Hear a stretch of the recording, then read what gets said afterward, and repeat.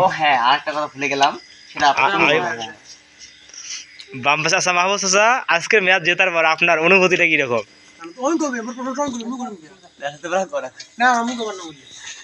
এই মাহবুব স্যার ইংলিশে একটু কম পাই তো আমি বলে দেই। তিনি দীর্ঘদিন যাবত টিমে খেলা খেলে, তার অনেক আশা আকাঙ্ক্ষা যে তিনি সবসময় ভালো খেলবে।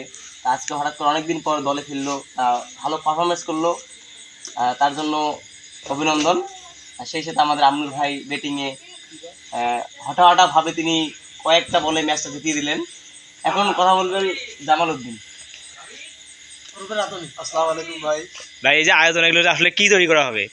ভাই এটা হলো একটা হলো আপনার জোশ হবে, আর একটা সাথে একটু হালকা মনে হচ্ছে মাংস সাইড হলেতে ছোট মাংস। এটা আনন্দময় ভাই।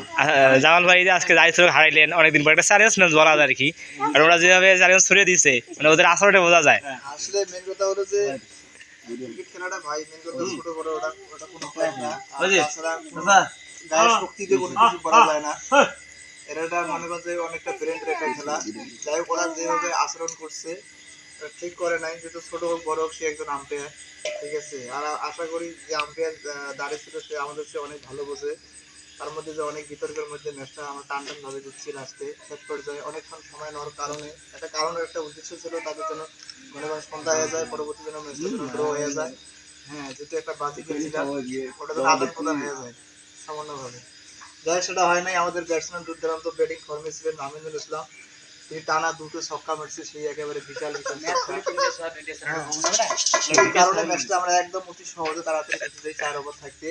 যাক পাই একে যাক পাই একদম যাই হোক, আর বিশেষ করে আমার পরিচয় ভাই প্রশ্নটা আমি করি। আচ্ছা, ওটা কি খালি কলর বাজে বেশি, এরকম খালি কলর আছে যে আজকে 40 চলে। আচ্ছা, যেমন